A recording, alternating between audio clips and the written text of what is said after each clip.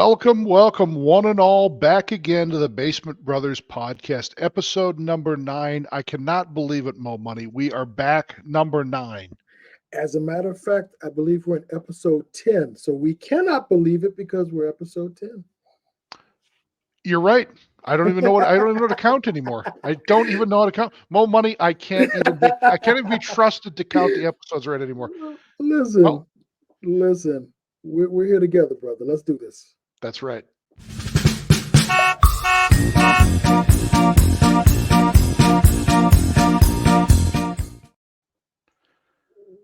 First topic of today's hot topics, our old favorite pal and friend, Miss Rubberface herself, Mad Donna. Oh my God. Without further ado, let's take a little trip down memory lane with Miss Madonna. Now, I remember back in a little old movie that came out in the very early 90s, Dick Tracy, one of my all-time favorite comic book films as a kid.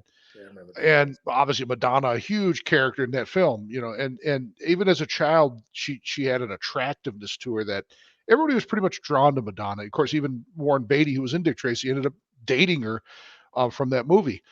But what you see in the case of Madonna, like you see so often today with celebrities in the Hollywood sphere, they start out with nothing wrong with them. But as we all age, which we all do, they start doing little things until they eventually turn into a Mickey Rourke style rubber faced creature. Not the material girl. Not the material girl. She's more material than girl now. Let's put it to It's so sad when I look at these people and like Madonna was a beautiful woman. Like she was the it. I Yeah. remember what was that movie? Who's that girl? Oh no, God, is that no? That was the song. Was Who's That Girl? I can't remember the name. There was some movie that she was in, and literally this chick is like stalking her because she wants to be her so Yeah, that's right. bad. I forgot about that movie. But yeah, I know what you're talking Yeah, about. I forgot all about that movie. Yep. yeah. Yep. So like Madonna was the it. She's tongue kissing young stars in the early 2000s at Yeah. award Britney shows and stuff like. Spears. Yeah, now she looks like a goober fish. What in the blazes is going on? When they start pumping that rubber into their faces, it just doesn't go. It's like, and the thing is if you look at her in 2010, it's like, yeah, you can tell she's a little bit older, but so what? She doesn't look bad at all. She looks fine. Even if she had a few more wrinkles and just more of a natural succession of aging, she would look perfectly fine. She looks literally like one of those rubber chicken dolls that you squeeze and they honk. It's so sad, and it's not just Madonna. It's not just Madonna. I was a huge hip hop fan back in the day, Biggie, Pac. So if you're into female MCs, you would definitely know Little Kim.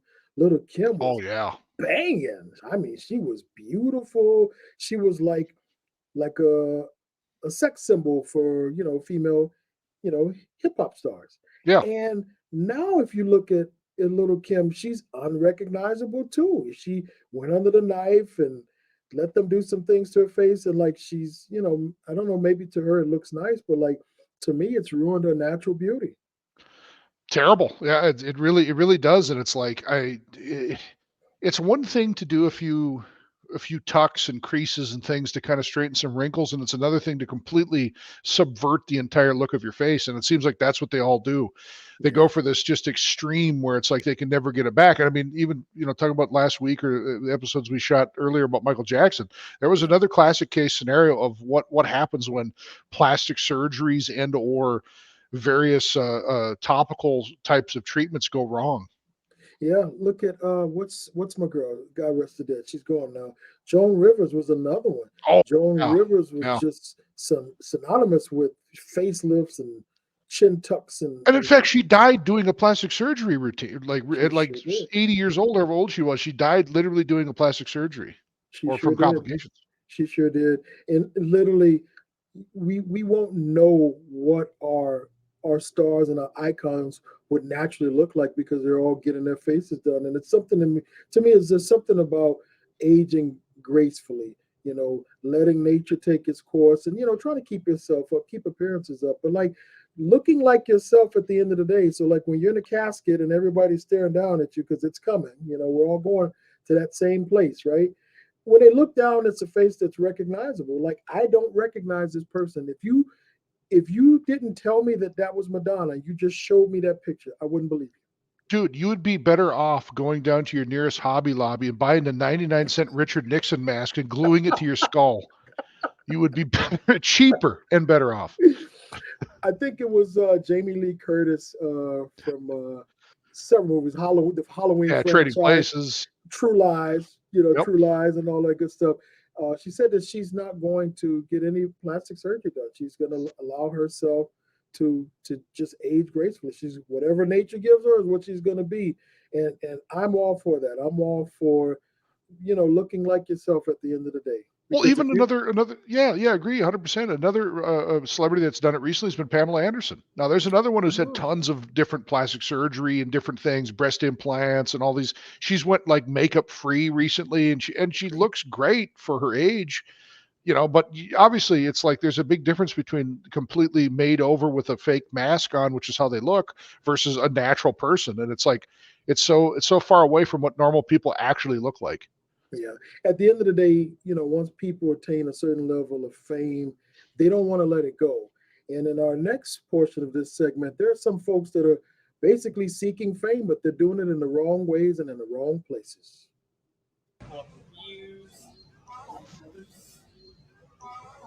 So a couple of months ago, I was at work doing my job, giving out excellent customer service per me, and this girl walks up and she's telling me she's a speaker, but the way she's talking is very like it's different. She's being very inappropriate with me. She's talking like this, and it just makes me uncomfortable. But I'm like, let me just try to do my job, whatever. And then Sexually as I'm trying to harassing help her her. with the speaker, I don't know if you're hearing the thing, but I was telling her we could look at reviews online. She bends down to point at something, and her bottom of her dress is cut, and I just see her entire fucking ass. Keep in mind, side note, I am gay. I am gay. Wrong tree in the wrong neighborhood. This has got to be one of the worst things I've seen on social media. This woman goes to this man's work so she can bend over and intentionally reveal herself to him to get him to look, film it without his consent, then post it to advertise her uncensored OnlyFans content. Oh, wow. The only reason this man knows this video exists is because somebody came into his work and recognized him as the pervert that wanted that woman on OnlyFans. Oh, This man works Oh, 3 jobs God, to try this and is so make ends meet. ridiculous. And you want to put that in jeopardy for what? So you can make more money on OnlyFans? Yeah, somebody else's Seriously? detriment. So Pretty Yana, I don't know the oh, terms put of on service for blast, name and OnlyFans, all. but I have to believe that this Wow. violates their content policy. And I hope they kick your ass off. You need to do better. Mind your own business. Joey Swoll. I love that guy's clips. I've watched a ton of his videos, over the last couple of years, and it's crazy all the stuff that he's exposed in these gym videos of people. First of all, you're setting up like a camera at a gym as well. Yeah. 9 times out of 10, there's other people in there. You don't own that gym. Nope. And, I was about to say that. I typically see this sort of thing take place like in the gym. Like that's become the craze where women will set up the camera so that they can catch someone, staring in their direction, or sometimes not even staring at them, and claim that they're being sexually harassed by some weirdo creep pervert or something like that. In this case, literally the woman's at this guy's place of work, bending over and being suggestive, and then turns around and puts the content on her OnlyFans. Well, the problem she ran into is the guy is gay. He wants absolutely nothing to do with her, and this is backfiring on her in a big way. I believe that she's had to take down her page, or at least she's gone, probably radio silent or something like that. But this is getting to be ridiculous because there are real consequences for people when people make false allegations. So it's going to be interesting to see what happens. Yeah, and it's like it's good that they're getting some of the taste of their own medicine, because it's this person as well could have faced losing their job, could have faced getting booted out of memberships in places because they'd be seen as a creep or seen as some sort of deviant, when in reality, this person's a victim completely. The other person's the actual predator. Yeah. Well, hey, listen, it's kind of par for the course these days with modern society. People want fame, they want attention, and they don't care who they may ruin in the process. Completely right, man. I guess we'll just have to get a good knee slap in good time. There you go. Knee jerks.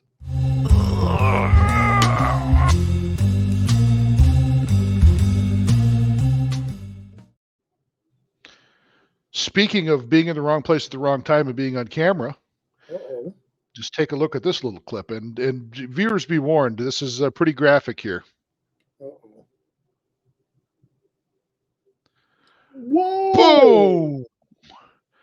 So it happened so Whoa! quick. They only have a second or two, and I think they're going to slow-mo it here. Guy hits the switch, and as soon as he hits the switch, that thing ignites. Watch this.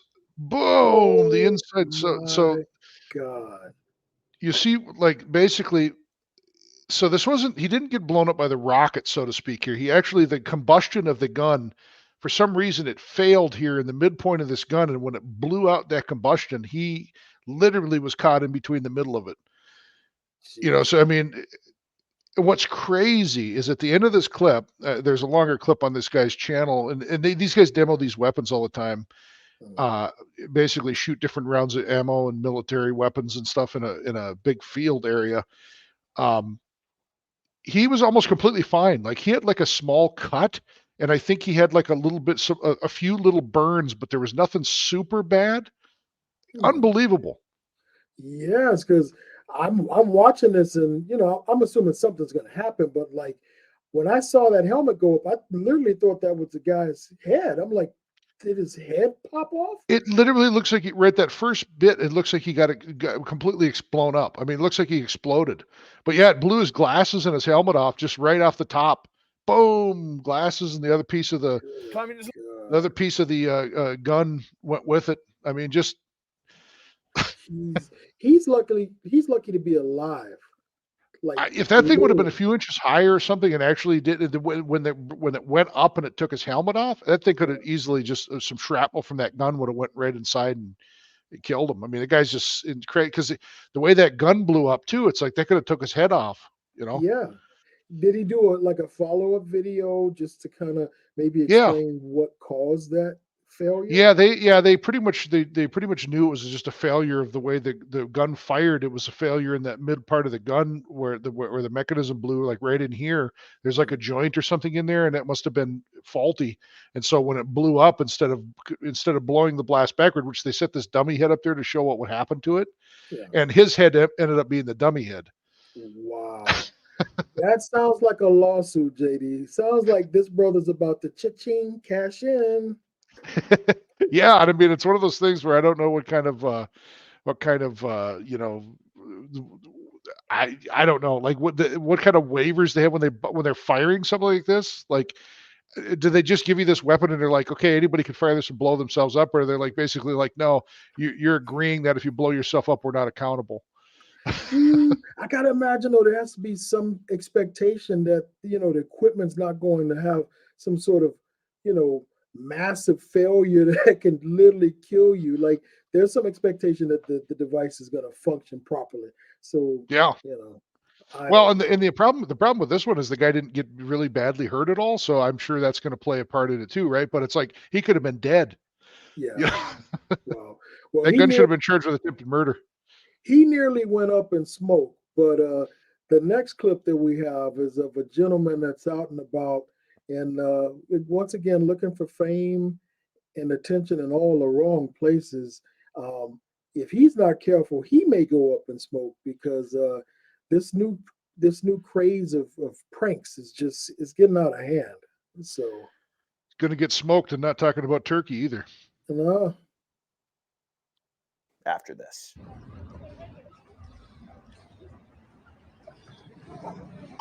Oh man! Clearly, he's a WWE fan. An RKO from nowhere on a blind guy with a stick, and he's doing it on. He's doing it on people that are on crutches or handicapped. Right now. No. Oh, did somebody just pull out a gun and shoot this guy? He's setting this guy up. Oh, I mean, he can break somebody's neck too doing shit like that. Yeah. I think the first guy was a blind guy. Second guy had crutches. That's real nice. Now, this is probably staged. If it's not, this guy is going to get shot probably pretty quickly. But that's not the question here. The No question kidding. was, Should. what are you doing if you see this happening? Do you know it's staged? I can tell you that if I saw a blind guy on the side of the road and I'm walking next to him and this guy comes over and slams him, it's not going to go well for him. Now, I don't know if I would pull an Alan Coley move and just pull the gun out and shoot him, but he's probably getting stomped out pretty quick. But isn't that the whole... Yeah. I'm looking in this guy's eyes, and I believe he's dead serious. I believe he will do just what he says he would do. This guy doesn't look like he messes around. Like he looks like one of No. those dudes that it's like you pick off the wrong straw, he's gonna fix you. Yeah, this is crazy. You and I were talking about this recently, just how people playing these pranks. I remember at one point they had these guys that were dressing up like these killer clowns, and they would try to ambush yeah. people in parking garages. And like, I think one time they got their asses whooped. They ran into yeah. a crew of guys that they weren't having it. So. Well, and just fear in general. It's like if you're legitimately in a situation like this where you're actually fear for your safety or fear for your life, you may lash out violently at someone. Like people that are even mild mannered that wouldn't normally be considered, somebody that would be triggered by this. You don't know what they're going to do, right? They could be literally in fear for their life, and they could pull out a knife or pull out a stick and beat you to death. Well, I'm thinking about the individual on the crutches. Like, if it was staged, then okay, but still, like, I imagine some idiot watching this, even if it's staged. There's an idiot that's going to watch this and try to do the same exact thing. And I'm thinking about there have been times where, like, as you get older, you start having a stiff back, or like if you have an actual injury or something. Yeah, dude. Imagine someone comes and they do this to you, and you're recovering from an injury or surgery or something. That could set you right back, back to square one. Who knows, right? Like a vertebrae slip disc could just go off and basically render you paralyzed right in the street. Yeah. Some people can't take any movement at all. Their vertebrae, they're shot. I know my neck is shot. And if somebody did that to me, and if I had something in my hand, I'd certainly hit them with it as hard as I could. Yeah. Yeah. It's just too much clowning around, too many people doing silly things. And as they say, play stupid games and you win stupid prizes. One day he's going to do that to the wrong person, and it's going to end badly for him. So. Yeah, and he's obviously in larger urban cities, it looks like. Mm-hmm. And in those places, it's like the propensity that somebody out there is carrying an equalizer, whether it be a gun or a knife or a baton or something, is pretty hefty. And it's like you're going to run into the wrong person. He's going to pull out that knife and jab you in the kidney when you that RKO lands. Yeah, either that or you're going to get that taser, put a couple of volts in him. Yeah, no shit, man. And then curb stomp you when you're down. I mean, who knows? Pretty much, brother. Pretty much. It's crazy out there in these streets. Crazy everywhere. And I guess it's perfect time for us to have a good old free-for-all. Let's do it.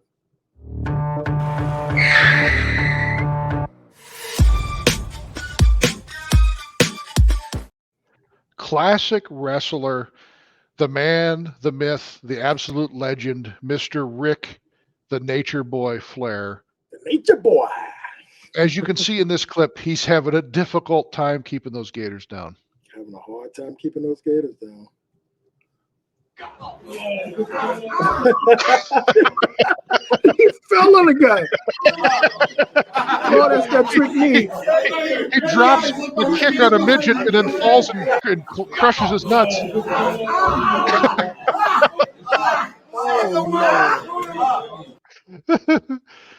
Oh, man.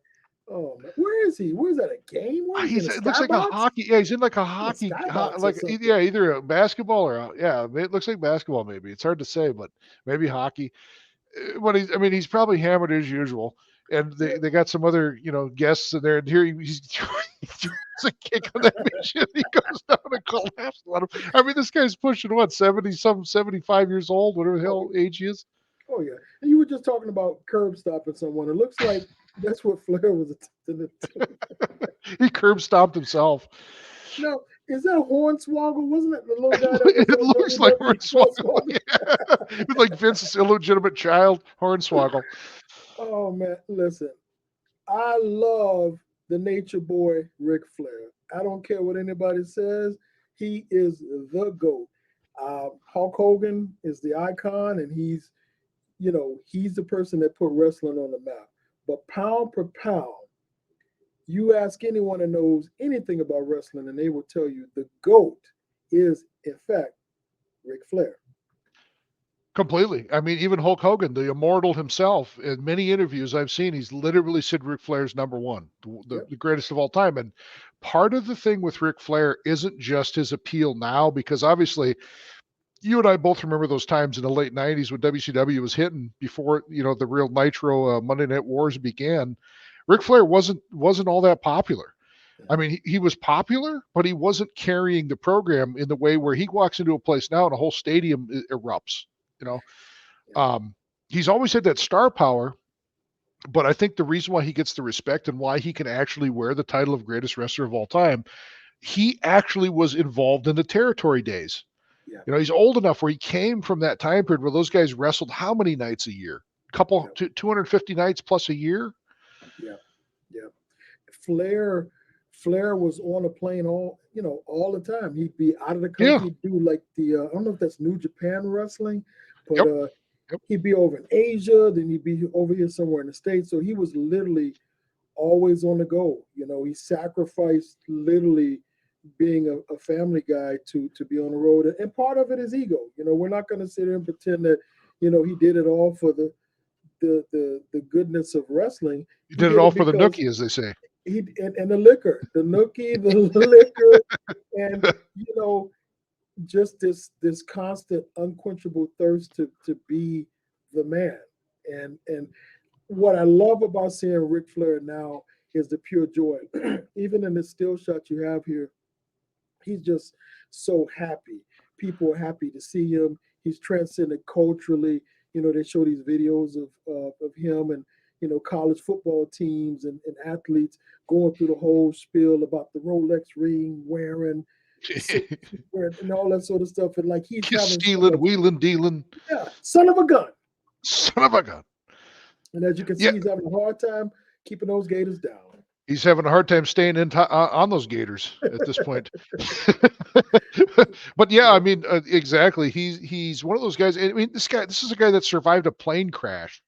I mean, people understand the stuff this guy has been through on top of the marriages, on top of all of the, financial downturns. I mean, he was a business owner many times over and lost all of his businesses over and over. The gyms went bankrupt and, his son dying, drug-related overdose or something to that effect. I mean, the guy has been through everything under the sun. He almost died himself a couple of times ago, a few years back. They didn't think he was going to make it at that point. And it's like, he's not only living well, but he and Mike Tyson are the two guys that internationally are recognized everywhere they go and generally hailed and beloved as individuals. They've got that carte blanche. They do. And same thing, like you said, you mentioned Mike Tyson, and he came in my mind as well. To see him at a point right now where he's celebrated and, people aren't necessarily out to get him or set him up to make him look like an idiot and, see if they can get him to, hit him and get a quick lawsuit or something. It's so great to see people really appreciating them and giving them their flowers now in life, as opposed to like what Muhammad, he went through so much. And, he was hated for not going to Vietnam. Man. And there were so many things going on with the civil rights movement where he was literally hated. But then now when you hear people talk about Muhammad Ali, he was the greatest and we love him. But there was a time when they hated Muhammad Ali, Yeah, people forget about those times where he was like public enemy number one. When he didn't want to go to war and he basically rejected the draft and then became Muslim. I mean, there was big factions that were out to get that guy. Yep. Like, now he's culturally he's accepted as the greatest boxer of all time, and he's always considered the the champion and blah blah blah. But yeah, you're right. They were just as out to get him, especially the global media back in the day as anyone. Yeah, I'd say that the thing about Flair is that he's universally loved, he's a wrestler's wrestler or wrestler's wrestler, as they would say. The guys in the dressing room love him just as much as the fans do. Yes, indeed. Yeah. And, you know, I don't see him slowing down anytime soon. He seems to be doing much better. And it's like, imagine a guy that's earned all those accolades finally over a career that can now basically go out every day and just be yourself and Yeah, basically do whatever you want, wherever you want. yeah, It's got to be yeah, like a dream. yeah. Well, more flair for me. Keep them coming. Keep Me, them me, me coming. too. Me too. I I, love Ricky. I would give you a woo, but it would be the most pathetic woo you ever heard. So I won't even. I won't. I won't even do it. Well, I don't put won't all the even. good stuff out now. We need stuff for future episodes. So, you know, There you save go. that. Save that in I'm the gonna. bag of tricks. Yeah, I'm gonna build up my woo. My woo. Yes. We'll rehearse our woo. I'm gonna work on my my Scott Steiner, Ric Flair shout outs. Oh, matter of fact, I think Scott Steiner may very well be the only person that hates Flair because I think he hates him. Literally hates him. Wow. Oh Well, man. speaking of getting buff, like Big Papa Pump, this next segment is interesting. Check this out. Guys, guys, I'm sorry for distribute you. Can I try, please? No, no. I wanna do same. Oh, that's not easy, guys. You got the leg trembles going. Yeah. That's not I'm easy, sorry, guys. my boss called me. Wait a minute. Get out of here. I'm here. I love this Yes. guy. Why you He's got sandals why on. you call me? Right now I'm doing squat. He's one-handing it. Yes, I already cleaned the He's floor. Just one-handing give it. me 2 minutes. On a guys. phone call with no Terrible, stress. sorry. And you know that's real weight because look, the Why you call barbell me? is like bending. I'm sorry, guys. I need to go. Oh, that is so hilarious. Dude, I've seen clips of this guy before, just like obliterating people in the gym. Like they're doing everything they can. These big, massive 6'3" dudes, and he comes in wearing an outfit, you know, Yeah. wearing a costume for this gag with sandals on or whatever, and just lifts it like it's nothing. I'm not familiar with Anatoly, I believe is his name, but Yep. we were talking about people looking for fame, and we were talking about you know people trying to go viral and putting this stuff on. I can get with this. This is funny to me because it takes you so by surprise. He doesn't look like a big guy.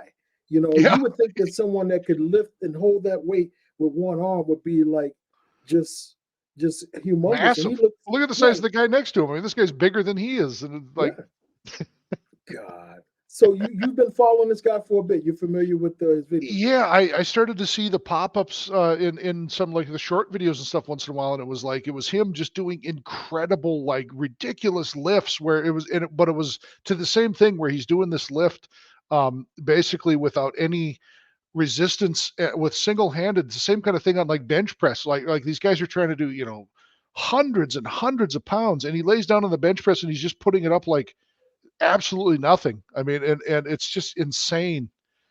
So has he I know he's a competitive weightlifter, but has he been like in the Olympics or something? Like, what's his background? I don't know really. I just know him from these videos, but I mean clearly he's a well experienced power lifter. It's just I don't know if he actually is like competitive or if one day he was just in the gym and figured out, hey, I've got a lot of power and I could go do these prank videos and probably make more money than he could as a lifter or in bodybuilding competitions.